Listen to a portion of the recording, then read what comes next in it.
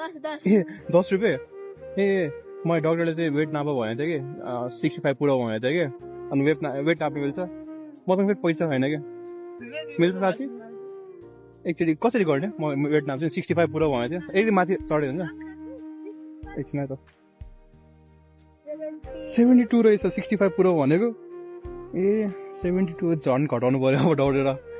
अनि किन पढिएको नि यसरी यहाँ बाटोमा बुक किन्नलाई ए कतिको कमाउँछ नि यसरी दिनमा कतिको कमाउँछ यो ए त्यति मात्र बुकको कति पर्छ बुकको एउटा बुकको पर्छ 300 कतिवटा बुक किन्नु पर्ने पढ्नलाई किन्नु पर्ने हो तिमीले यो पढिएको देखेर मेरो मन चिन्छ क्या अनि म आएको एकचोटि म त सानो सामाजिक परिश्रम गरेँ क्या तिमीले दिन्छै दिएन मसँग पैसा नहुँदाखेरि नि तिमीले दियो रहेछ खुसी लाग्यो अनि किन यसो बाटोमै बसेर पढिएको नि पैसा आउँछ भनेर भाडातिर होइन घरमा को बस्नुहुन्छ ड्याडी मम्मी कता नि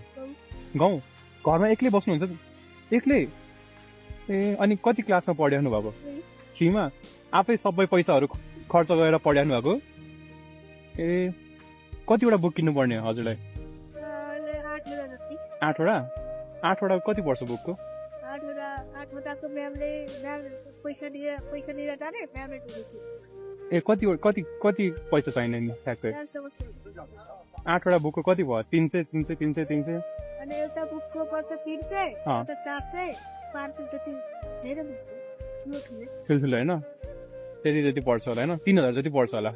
है पढ्नलाई हो हैन तिमी यहाँ ठ्याक्क यहाँ बाटोमा बसेर ठ्याक्क पढिएको देखेर मेरो ठ्याक्क आँखा गयो क्या म ठ्याक्क यहाँबाट हिँडिरहेको छु स्विम्पुलको बाटोबाट तिम्रो नाम के हो नि मसँग पैसा छैन भन्यो त्यो पनि तिमीले मलाई यसरी वेट नाप्नु दियो तिमीलाई घाटा हुँदैन हुँदैन कस्तो राम्रो भयो तिम्रो मन तिमीलाई हजुर ए हो र ए ल तिमीलाई सानो एउटा है पैसा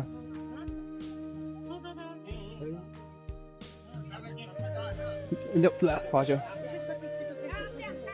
तिमीलाई साह्रो किताबहरू किन्नु है हजुरहरू किन भने सबैजना हेरिरहनु भएको छ हजुर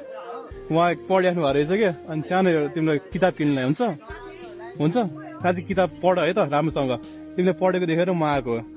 तिमीले सहयोग पनि गर्यो मलाई होइन खुसी भयो ल राम्रोसँग पढ है त ल बाई बाई खुसी भयो ल अब म्यामले दिनुहोस् अनि पछि बुकहरू आउँछ राम्रोसँग पढ तिमी अनि रेन्टहरू पनि तिरेको घरको कि छैन कति पर्छ रेन्टको 8000 कति महिनाको तिर्नु बाँकी हो 2 महिनाको ल म तिमीलाई फेरि पछि आउँछु भेट्न हुन्छ है चिन्नुहुन्छ हजुरले हजुर चिन्नुहुन्छ हजुर बुझेन नि ए फर्स्ट रोड देख्नु भएको ए हजुर यहाँ आउनु भएकोले चिन्नुहुन्छ कि ए अनि तिमीसँग मोबाइलहरू छ कि छैन मोबाइलहरू केही छैन तिमीसँग कन्ट्याक्ट गर्नलाई यहीँ आउनु पर्यो म अर्को पालि यहीँ हुन्छ नि तिमी अनि के मम्मीसँग के भनेको तिमीले मम्मी ड्याडी गाउँ हुनुहुन्छ होइन गाउँमा अनि कुरा भएन अनि कति महिना भयो 6-7 महिना भइसक्यो कुरा नभएको मम्मी ड्याडीसँग ए 6-7 महिना नम्बर थाहा छ तिमीलाई न त म कल गरिदिन्छु थाहा छैन कुरा गर्नु मन छ है कतिको मिस गर्यो मम्मी ड्याडीलाई धेरै नै अनि किन मम्मी ड्याडी चाहिँ गाउँ जानुभयो तिमीलाई एक्लै यहाँ छोडेर जानुभएको मम्मी दादीको धेरै मिटिङको छ धेरै पर्सनल काम भएर जानु भएन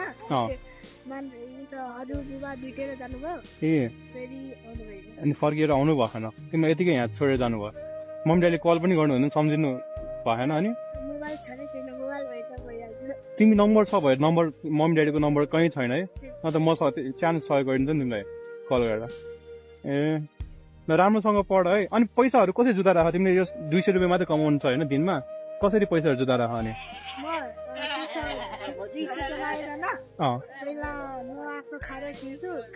अहिले सुनेन म आफ्नो खाना खान्छु स्कुलको लागि आफ्नो खाना लग्छु त्यही बिहान खाँदैन स्कुलबाट खानु स्कुलमा खुवाउँछ ए आफै किनेर ए त्यस्तो भयो गाह्रो रहेछ बिहानदेखि के गर्छु बिहानदेखि उठेर भने बिहानदेखि मुख हात हुन्छ ब्रस गर्छ धेरै आउँछ स्कुल आउँछ अनि यो कति बजी आउँछ यहाँ यहाँ 5 बजेदेखि 5 बजेदेखि मात्रै आउँछ तिमी ए ल ल ल है त यहाँ सबैजना आयो त सबजना यहाँ अगाडि ल है त राम्रोसँग पढ ल जान्छु म अब अर्को पालि भेटौँला है त चिन्छ को चिन्दैन ए ल राम्रोसँग पढ के पऱ्यो भने म आउँछु तिमीलाई सहयोग गरिदिन्छु है तिमीलाई म कोठा भाडा नि म तिर्दिन्छु ठिकै है आज मैले धेरै पैसा बोकेको छैन म अर्को पालि आउँदाखेरि तिर्दिन्छु है त चिन्छौ चिन्दैन चिन्छ कि चिन्छ ए जहिले देखियो भने जहिले हुन्छ ए म चिन्छौ ए चिन्छौ हेलो थ्याङ्क यू हेलो ल ल बाई बाई है त सी यू ल बाई बाई